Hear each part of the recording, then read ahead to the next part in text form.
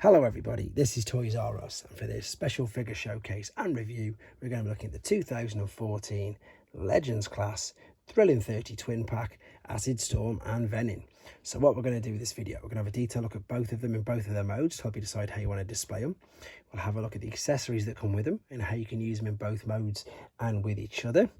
We can also see some other figures that have shared the same mold, so how they all display and look together.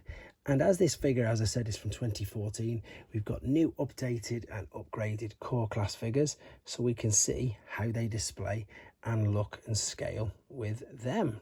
So as you can tell, quite a lot to get through with this video. So I'd like to remind anybody, if they're not a subscriber to this channel, if they'd like to hit that subscribe button for me now, please, because it really will help me out. So this is the IDW version, basically, of Acid Storm. So it's Guido Guidi's Seeker concept, and it looks great. We're going to start off with him. We've got some lovely little detail there on the head sculpt. Nice use of the silver there. Of course, we've got all the tamper-graphed logos and print on the wings.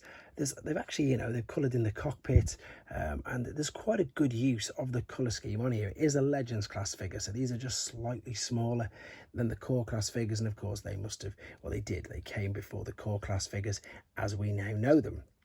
Articulation wise, you can see you've got ball and socket joints in the shoulders there. Either side, there's not a waist swivel. There's ball and sockets in the top of the hips. You do actually get a knee bend, and I suppose, to be honest, you can say that there's an ankle rock, definitely, because it's just mainly due to transformation.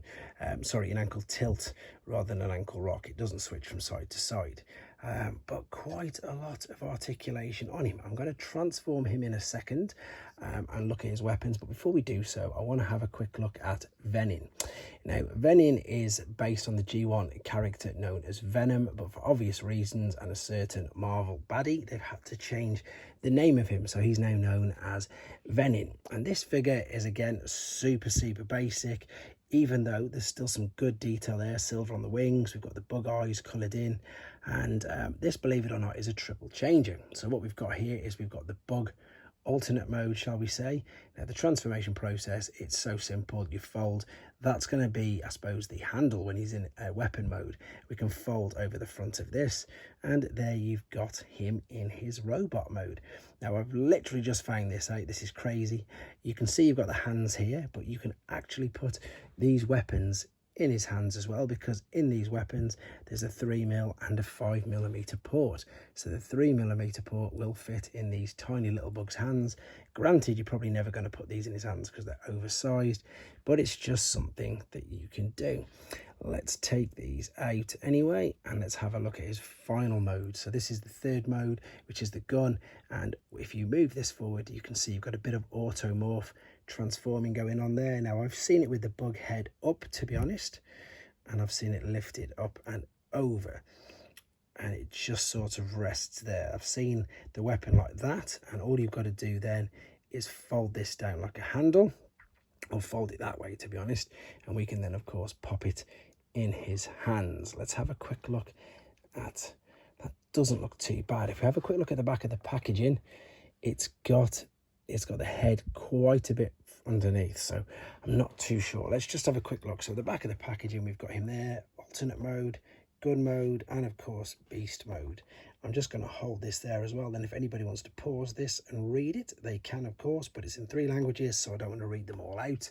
We've got tech specs there for both Acid Storm and Venin, which is brilliant, and inside the casing they are just, they're just held within like a clamshell. They're not got no tie wraps or anything else like that. Let's make sure that's not glaring. There we go, and let's take him out of there. You can also, if you wanted to, there's a big 5mm port on the back, so you could attach him in there. And I suppose this is me just going off on a tangent.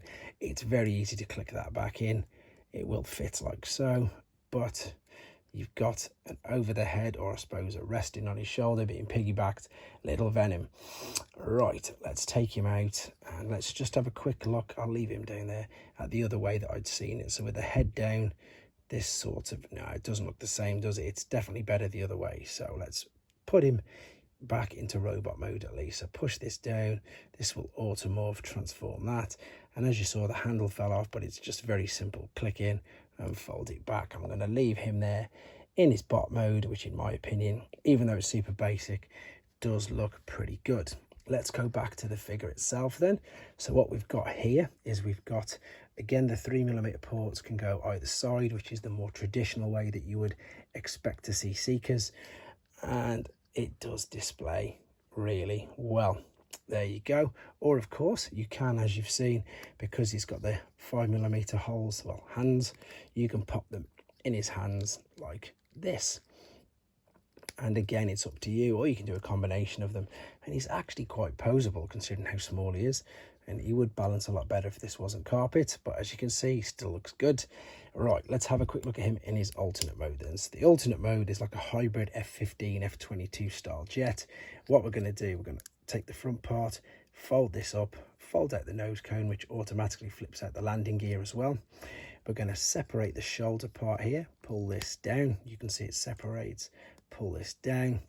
The legs themselves, what we're going to do, we're going to turn these to be to the side, turn them to the side. You can see you've got tabs there to clip this together. We're going to close the feet together, make them look like thrusters. We're going to take the double bending wings, fold them over. We can click this all together now like that. And if you have a look here, there's two large tabs either side, and there's some big cutouts there just above his forearms. So fold this in, clip that into position like so. Same on this side, fold it in, clip it into position. You heard that snap in, and that is the alternate mode. As I say, this is the Seeker mold based on Guidi's concept from IDW, so it's nothing like Generation, well, it's not like Generation 1, so not to be confused. Now with his weapons, again, if you want to, you can put a large weapon on the back, or of course, as we've worked out, you can now attach this in gun mode to the back as well. Even though I've not seen any pictures of this, and I'm surprised, or maybe it's just me again, as I like to do with a lot of these videos, just go completely off the cuff and go on a tangent and do things like that. Let's push this back. But of course, the main way it's supposed to go is back on them ports on the side like this and like this. And even though it's a Legends class or a very basic small figure, I'm sure you'll agree, I think it looks stunning. Right, what we'll do now then, we'll transform him back and we'll see how he compares with some other figures using the same mold and how he compares with today's core class figures. So let's pop them there, fold the nose and that down, bring this over, separate the arms from the back of the wing so we can move them out, separate the arms there, fold the feet out and just lift the legs up. We can now fold this back over its double hinge, back on itself, and the head will then of course pop through there, shoulders back in till you hear it click. Oh, why is that not clicking in?